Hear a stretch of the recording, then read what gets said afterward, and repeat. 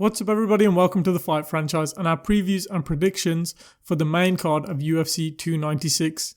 The main card of UFC 296 features what I think is going to be a sad bout between Tony Ferguson and Paddy the Baddy.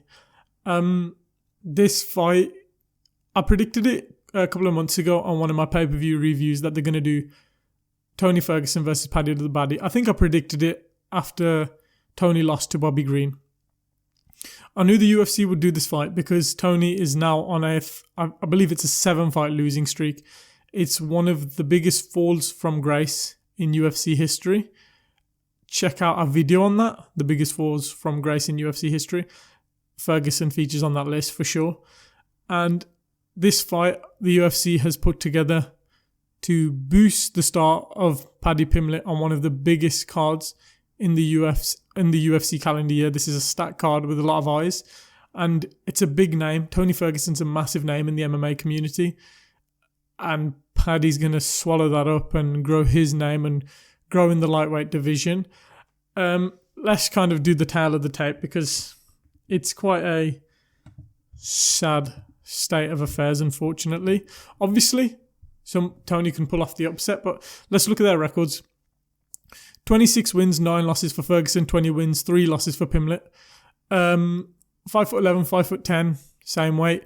Reach advantage in favour of Ferguson and a slight reach advantage in the legs for Ferguson.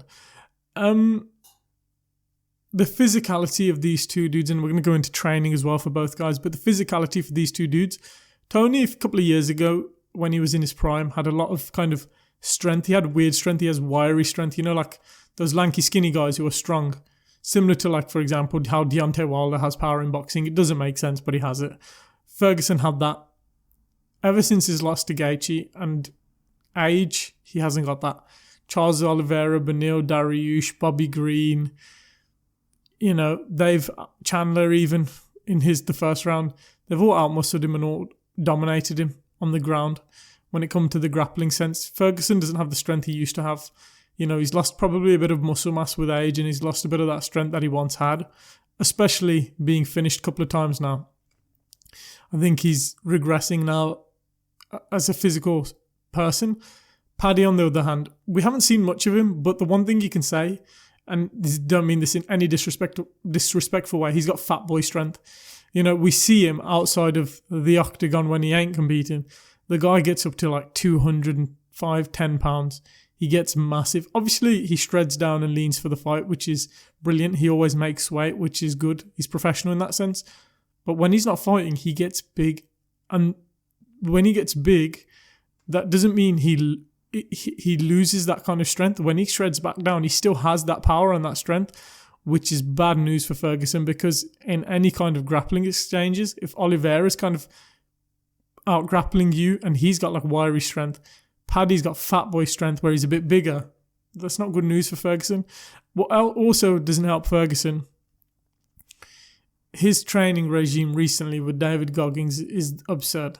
Now I get it, there's a lot of David Goggins fans out there and I get the memes and I think he's a really cool character and really inspirational character. Tony Ferguson doesn't need better cardio. David Goggins is a marathon runner. Great. He's not an MMA coach or an MMA fighter. Yeah, he may improve Ferguson mentally, but Ferguson over the years was one of the most mentally strong guys ever. He tripped over a wire and had a horrific knee injury. He done the rehab himself. And he was back in 4 or 5 months, and fighting on the biggest pay-per-view of the year in the co-main event. Ferguson was one of them. I don't know if he's lost that mental strength and he's just getting it back with Goggins, but seeing him throw up, going up that Stairmaster, doing lunges and all that nonsense with Goggins isn't going to help him in the octagon. He's preparing for a fight, not a marathon. It's pointless. The one thing Ferguson should be doing, just literally bulking and strength training. He needs to be just bigger to be able to handle the physicality that's going to be coming his way against Paddy Pimblett, because let's be honest, Paddy can knock out Ferguson because Ferguson's just deteriorating and his chin's gone. But if Paddy's going to win this, I feel like it's just going to be in the grappling and he's going to take him down and submit him. Because Ferguson, credit to him, he still has power in those hands. He's got massive hands and he's still got power in them. He dropped Chandler even though he got knocked out. He dropped Bobby Green. He's shown moments with those hands where he's been piecing up people. It's just he doesn't have the speed, timing, and creativity that he once did. Pimlet, on the other hand, doesn't have the best. He's one of the worst strikers in the UFC's lightweight division. He's very reckless, keeps his chin up, striking defense awful. So I don't think he's going to try and play around with Ferguson on the feet. He can, and he may clip Ferguson and take him out because Ferguson's chin's gone, but I just don't think he's going to do it. Ferguson on the ground is very good, but I just think Pimlet's a bit better because he's younger and he's just got that physicality and that strength advantage to dominate Ferguson. Honestly, I just don't see this fight going any other way than Ferguson losing and he's out of the UFC. Because if you look at his recent record, it is abysmal.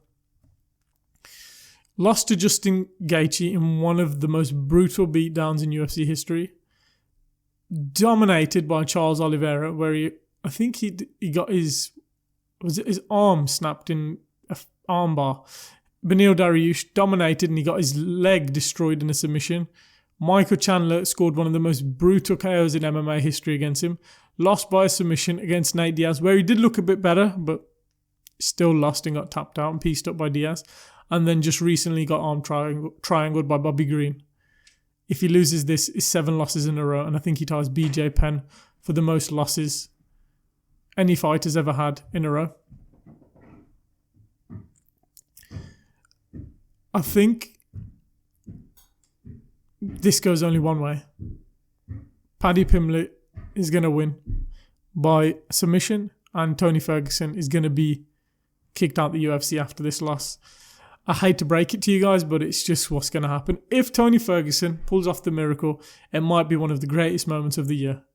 Because I don't think any of us see it coming. Because it's possible, because I don't think Paddy's the best fighter and he's not the most polished fighter. So there is an opportunity. For example, if on one of the takedown, Ferguson can kind of cinch up a Darce or a guillotine, because he's got those long arms where he can just kind of cinch up something, but it doesn't seem likely.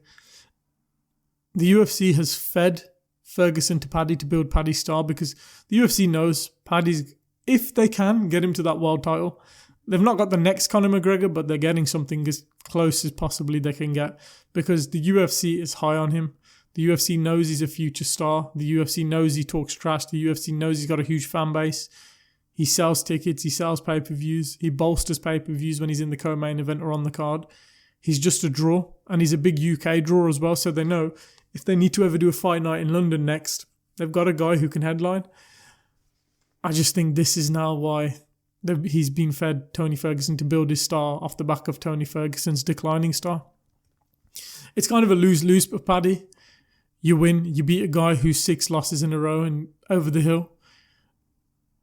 If you win, you obviously beat that. But if you lose to a guy and in Tony Ferguson and take your first L in the UFC in embarrassing fashion. I think the whole MMA community is backing Tony Ferguson, but I just don't get your hopes up, because I don't think he's going to win. I just think his chances are not slim to none, but they're very unlikely. If I was going to give him a chance to win, I'd give him 10-15% chance of winning. I just think Paddy's younger, stronger, faster. I don't think he's the better fighter. Obviously, if it took place in their prime, I think Tony Ferguson eats Paddy alive, but it's not their prime. Tony's well past his prime. He's took some brutal losses and finishes, and he's just not going to win this. I think Paddy, if I was going to predict it, he's going to get a submission. I'd say second round submission. I just think he's going to be too strong. He's going to get that takedown. He's going to get the back, and I'm pretty sure all his fights have been by rear naked choke in the UFC, the submissions. Yeah. 2 rear naked chokes against Rodrigo Vargas and Jordan Levitt. He's going to get another rear naked choke, I reckon, and he's going to choke out Tony Ferguson. What is you guys' predictions for the fight? I know all of you are going to say, I want Tony to win. You want him to win, but do you actually believe he's going to win? What's you guys' predictions? Put that down in the comments below. Leave a like if you've enjoyed the video. Subscribe for more MMA and fight content coming soon. Do you think if Tony Ferguson loses, he's going to be cut from the UFC and it's his last ever fight? 7 losses in a row. Who's he going to fight next? There is no one on the roster left for him. You could probably sell a Conor McGregor fight, but is that even... Does anyone want to watch that?